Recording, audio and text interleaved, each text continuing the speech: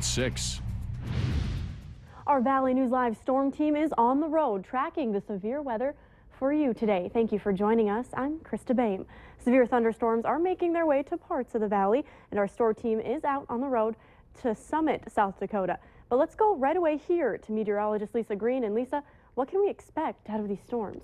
Well, these storms are still very strong. There are no current warnings in our viewing area, but that cluster of storms that they were tracking in Minnesota, west central Minnesota, have had a history of producing tornadoes just outside of our viewing area. Again, a tornado reported on the ground in the Swift County region right now where a tornado warning is in effect.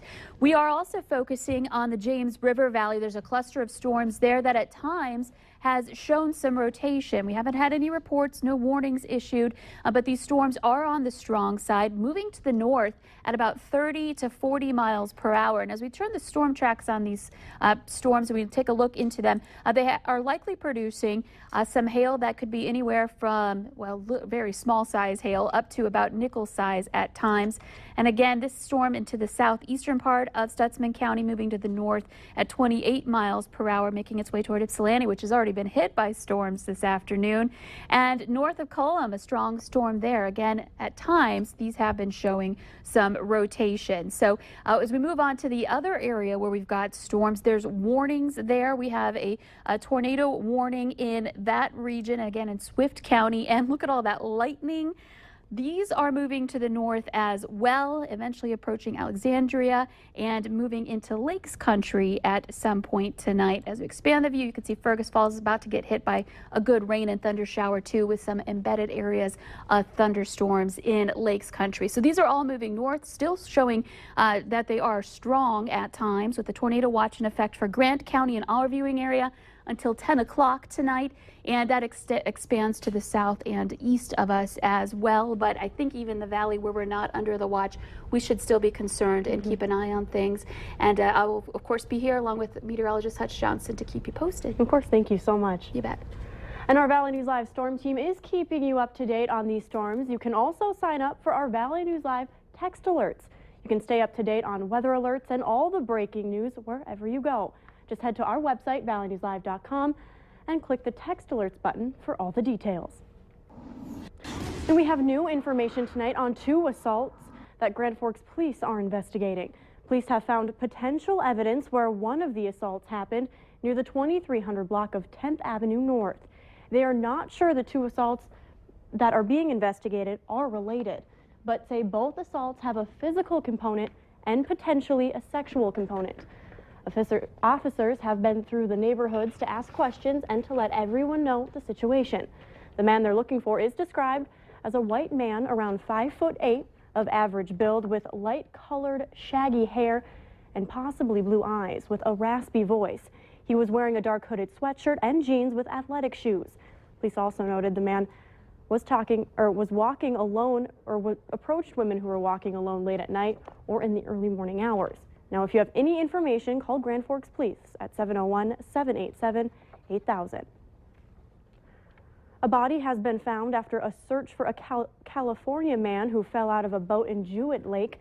The Otter Tail County Sheriff's Office responded to a person who fell into the south side of Jewett Lake last night around 10 o'clock. Family members heard his yelling for help and attempted to get the 59-year-old man. Before being able to reach him, he went under.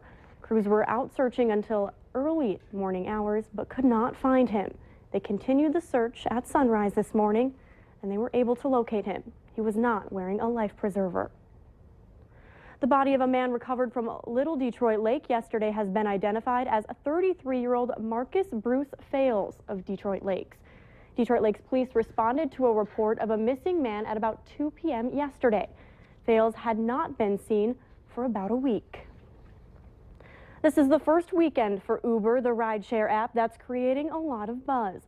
Many in the metro area are talking about it, but we wanted to know how it's been going and if Uber is easier on your wallet. Valley News Team's Christina Craig put the rides to the test. I use Uber all the time. An easy cashless way to travel from point A to B. Ready to go. We rode along to find out what the buzz is all about. Drivers have been very busy. The couple drivers that I've spoken to have said they've been just overwhelmed by the demand they've seen. A 2-mile drive averages $6 to $8. Breaking that down, Uber tells us the base fare rings in at $2, plus $1.50 per mile and 25 cents is tacked on per minute. We are city regulated. Uber is not city regulated. You know, the rate is set by the city. Comparing that tab to an FM taxi, a 2-mile ride averages $8. The base fare cost $4.50 and $1.60 per mile. Time is not a factor. If Uber comes in, you know, some businesses, I can see some other small cab companies going and some drivers going as well. It's a concern this taxi manager is dealing with.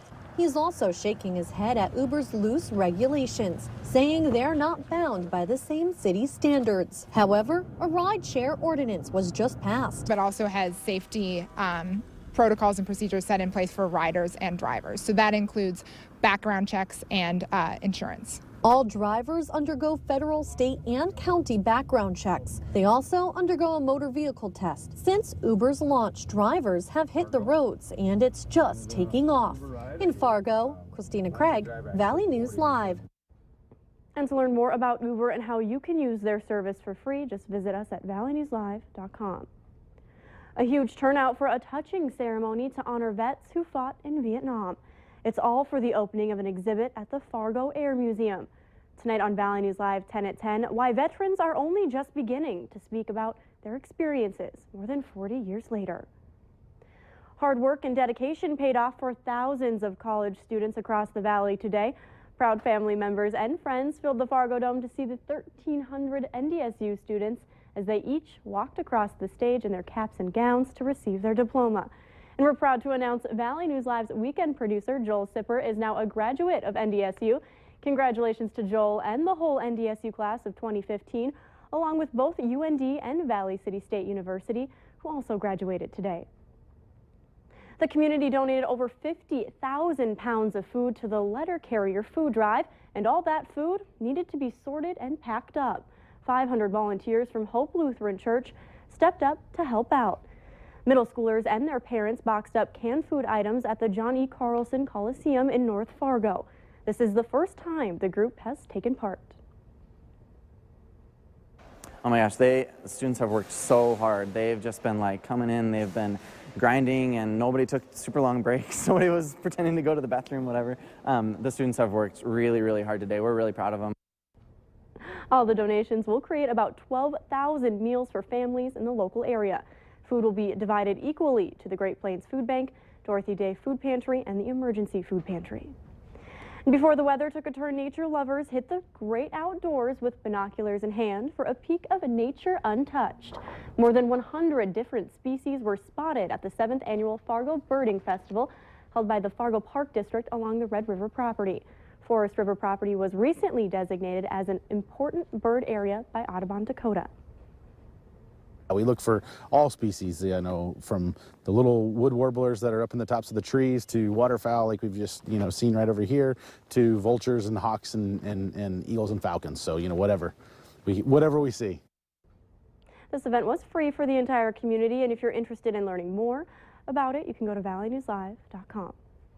And later on Valley News Live at 6, hundreds get a move on improving their heart health with every step.